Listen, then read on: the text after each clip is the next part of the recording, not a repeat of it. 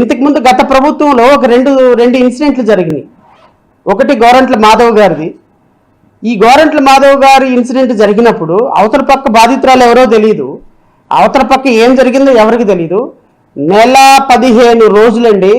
9 o'clock debate, 9 to 9:30 అదే debate, 7 to 8 o'clock అదే debate, top story అదే డిబేటు, 10 గంటలకి అదే డిబేటు. నెల 15 రోజులు. ఇంకా దురదృష్టం ఏంటి అంటే తెలుగుదేశం పార్టీ అధికారంలోకి వచ్చిన మొన్న కూడా అదే డిబేటు మళ్ళీ పెట్టారు. ఎవరు? సాంబశివరావు గారని మూర్తి గారు. నేను అడుగుతున్నా, మూర్తి గారు, మీకు జరిగినప్పుడేమో ఒక పద్ధతి, మిగతా వాళ్ళకి జరిగినప్పుడేమో ఇంకొక పద్ధతి. అంటే మీకు జరిగినప్పుడు ఆత్మీయత, అనురాగం, బంధం, బంధుత్వాలు. మిగతా వాళ్ళకి జరిగినప్పుడేమో కామం, క్రోధం, రోషం. మిగతా వాళ్ళకేమో కామం, మీకేమో బంధం. మిగతా వాళ్ళకేమో కోరిక, మీకేమో బంధుత్వం. మిగతా వాళ్ళతోనేమో వ్యభిచారం, మీరు చేస్తేనేమో స్నేహం. భలే ఉందండి.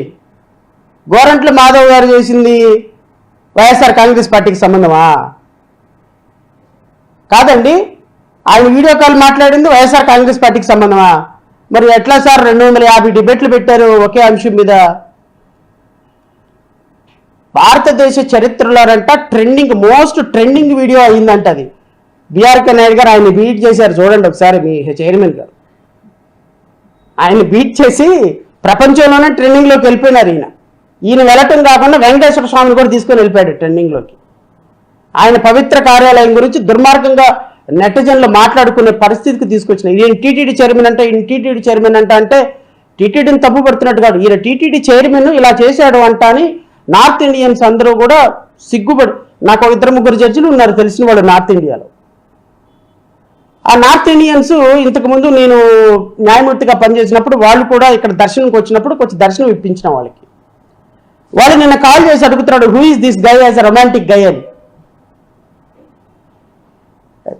వాట్ ఈస్ హిజ్ ఏజ్ అంటే 75 ఏళ్ళు ఉంటాయి అంటే, oh how romantic he is అంటున్నారు వాళ్ళు.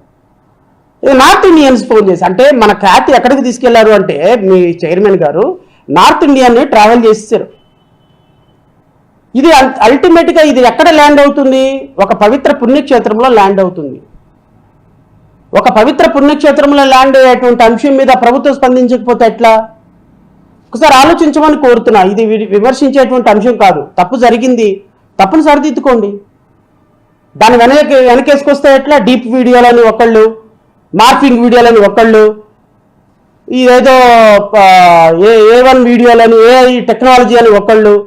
అది ఎప్పుడో 20 సంవత్సరాల క్రితం ఆత్మీయంగా కౌగిలించుకున్నప్పుడు అంటే ఎవరూ లేకుండా ఆత్మీయంగా కౌగిలించుకుంటారంట. నైట్ వేసుకునంట ఆ రూమ్లో నుంచి వద్దంట. ఈయన చేయి గడుక్కోలేకపోతే అంటే ఈయనకి చేయి గడుగుతుందంట. ఈయనకి కౌగిలించుకొని ముందుకు పక్కకు తీసుకొని వెళ్తే అది ఆత్మీయత, అనురాగం, బంధం, బంధుత్వం. అది మేము వినాలి, మీరు చెప్పాలి. కొంచెం నోటి శుద్ధి ఉండాలండి మూర్తి గారు మాట్లాడేటప్పుడు.